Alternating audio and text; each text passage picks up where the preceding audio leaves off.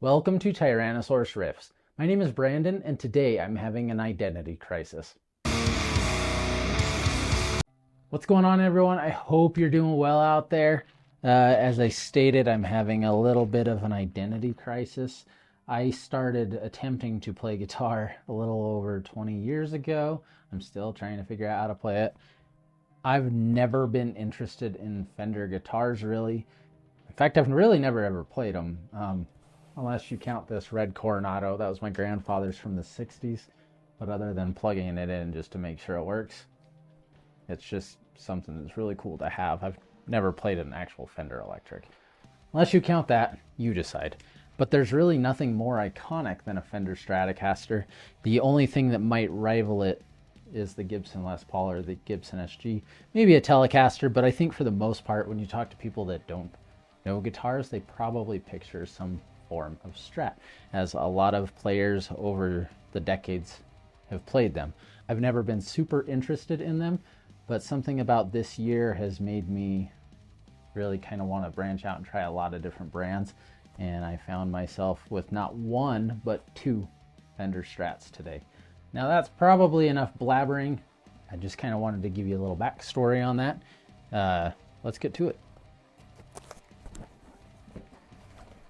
Okay, now this first one is brand new. I got a really good deal on this. I'm going to be pulling out some stuff that's going to be going on this guitar because I did not buy this guitar for the way it sits at all. This is going to be a super modded guitar by the time I'm done, but I don't want to talk about all the mods today. I want to save that for the actual video on this. So the stuff I'm pulling out, you'll see it later.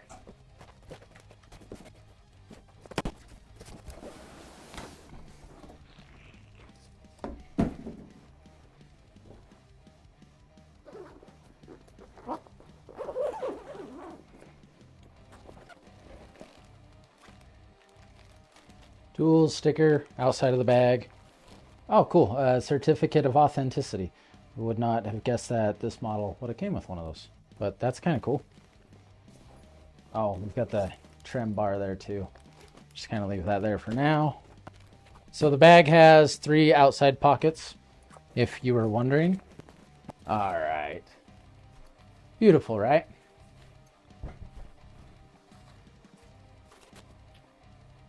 All right, so this is the Fender American Performer Stratocaster. You're probably wondering, not only why do I have a Fender, like I already said, but 3 single coils? That doesn't seem to make a lot of sense for this channel. Now, like I was talking about, there's going to be some mods that we'll get to when we do the actual video on this guitar, but it will look nothing like this when I'm done with it. So, even though I don't generally play guitars in unboxing videos, after we unbox the other one, we'll come back to this one and check out how it sounds with the Gojira plugin real quick. Just a few riffs, just to see how we like it. But let me come over there and show this to you.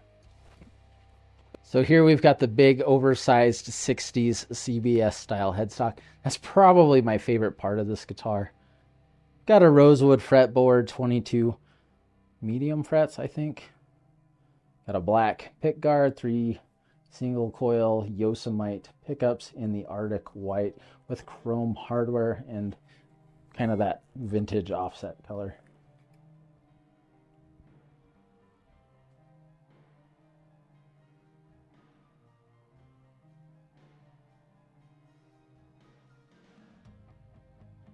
Honestly, I love the oversized headstocks on some of these Fenders.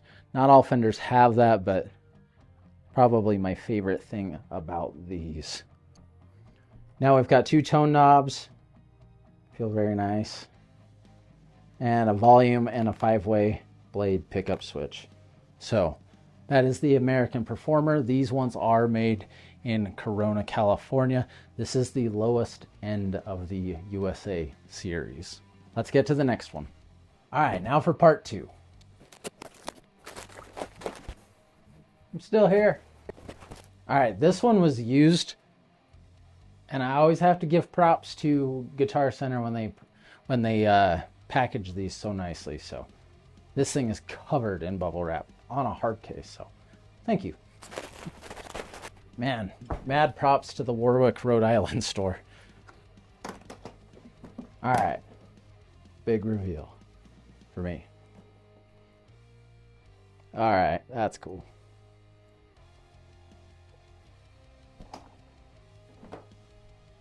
So this is the Fender American Ultra Luxe with a Floyd Rose. I will always be an advocate of the Floyd Rose because when they're set up right, the tuning stability is amazing. Let's see what's in this case and I'll come over to you. Got a leather Fender pouch, keys, sticker, the trim bar, but no certificate of authenticity like the first one. It's kind of weird. Must have forgot to send that or something.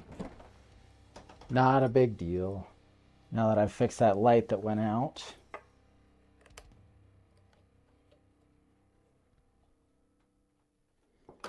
That'll take some work. I'll have to fix this.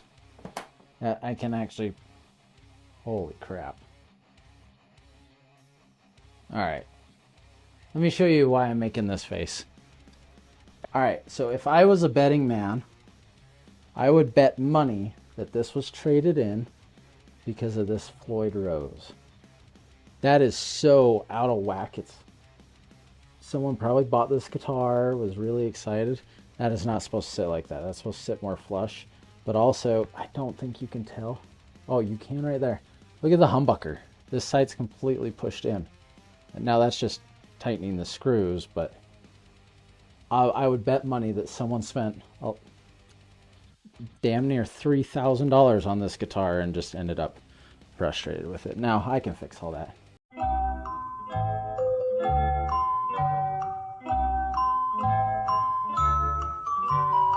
Camera's not picking up super well. It's pretty dirty. I gotta clean it up.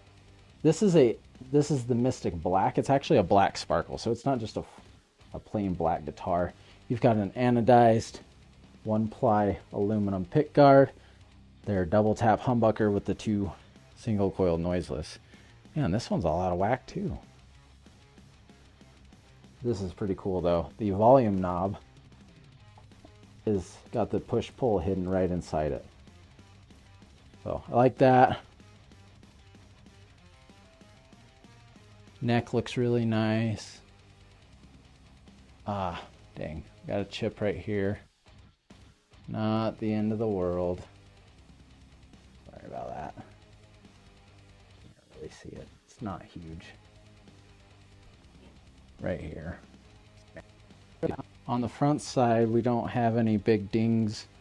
A little bit of surface scratches. That's not going to come out. That's okay.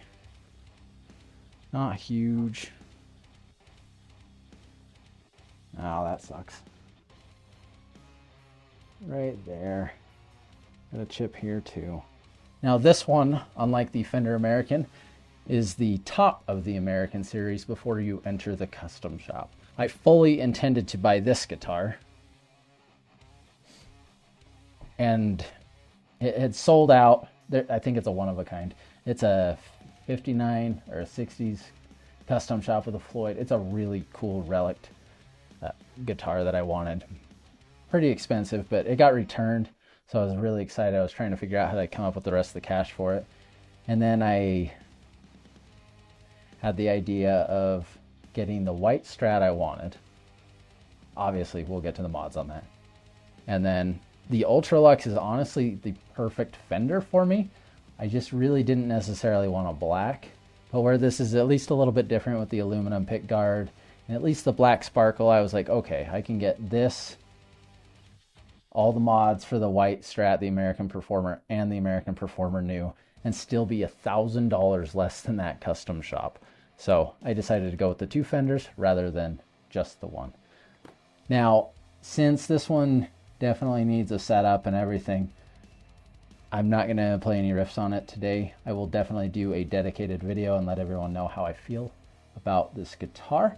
But let me get this stuff kind of cleaned up and out of the way, and we'll check out a couple of riffs on the American Performer, because you will never see it in its stock form again after this video.